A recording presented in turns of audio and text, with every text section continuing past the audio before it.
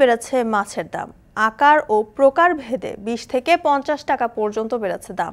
এ নিয়ে বিস্তারিত জানাতে পোর্ট রোড পাইকারি মাছ বাজার থেকে যুক্ত হচ্ছেন সহকর্মী অমিত হাসান।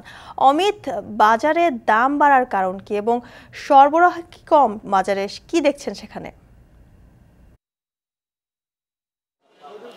জ্যোতিকা, বরিশালের সপ্তাহ ব্যবধানে প্রায় 20 থেকে 50 টাকা পর্যন্ত বেড়েছে বেশিরভাগ মাছের দাম। ব্যবসায়ী বলছেন সরবরাহ কম থাকার কারণেই মাছের দামটি আসলে বৃদ্ধি পেয়েছে এবং সাগরে নিষেধাজ্ঞা চলছে, যার কারণে সাগরের মাছের সরবরাহ কিন্তু খুবই কম এবং নদীর মাছের সরবরাহ তুলনামূলক কম, যার কারণে কিন্তু চাষের যে মাছগুলো রয়েছে সেগুলোর চাহিদা বেড়েছে। এবং বরিশালে যদি আজকে একটু দেখাই যে বরিশালে মাছের সরবরাহ কম থাকলেও ক্রেতাদের সমাগম কিন্তু রয়েছে, যার কারণে চাহিদা পরিমাণ মতো কিন্তু মাছ পাওয়া যাচ্ছে না, যার কারণে মাছের দামটি বেশি। এবং শিং মাছের দাম যদি বলে 300 থেকে 350 টাকা কেজি ধরে কিন্তু আজকে শিং মাছ বরিশালের বাজারে বিক্রি হচ্ছে। এবং ইলিশের কথা যদি বলি, ইলিশের বাজার খুবই চড়া।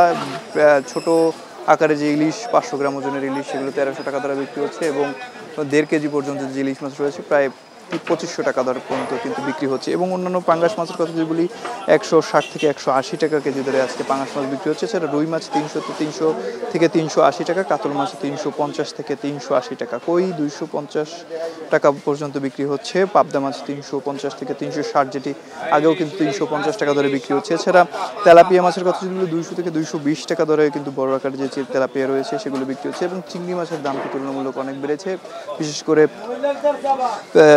চিংড়ি মাছ 650 থেকে প্রায় 1300 টাকা পর্যন্ত বড় আকারের যে চিংড়িগুলো সেগুলো আজকে বাজারে বিক্রি হচ্ছে। এবং পোয়া মাছ যেটি রয়েছে 400 থেকে 450 টাকা দরে বিক্রি হচ্ছে। তবে যদি ব্রয়লারের কথা বলি, ব্রয়লার মুরগির দাম কিন্তু আজকে বাজারে কিছুটা কম দেখা যাচ্ছে, 175 থেকে 180 টাকা ধরে বিক্রি হচ্ছে। তবে লেয়ার মুরগির দাম কিন্তু কিছুটা বেড়েছে। সোনালী মুরগির দামও কিন্তু আজকে বাজারে প্রায় 10 টাকা কমে বিক্রি হচ্ছে। তো বরিশালের পাইকারি মাছ বাজার থেকে এই ছিল আমার কাছে সর্বশেষ। জ্যোতিকা, বরিশাল থেকে মাছের দরদাম জানাচ্ছিলেন সহকর্মী অমিত হাসান।